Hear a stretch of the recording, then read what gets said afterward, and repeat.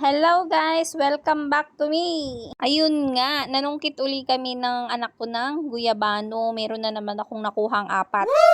O, tapos ayun, syempre pag may guyabano, dapat meron ding abukado.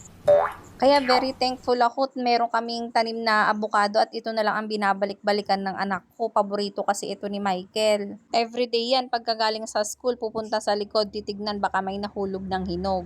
Kaya ayan, sinamahan ko na siyang magsungkit para naman meron siyang ipapahinog. Opo, nang rami nakuha ni Kuya Michael po, nanay.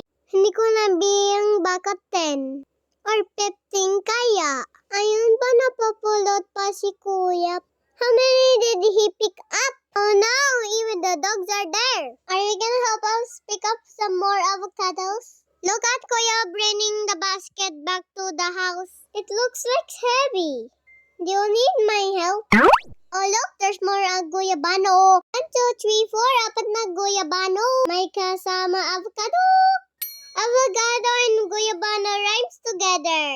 More fruits for us! Woo! Thank you for watching. Please heart and follow.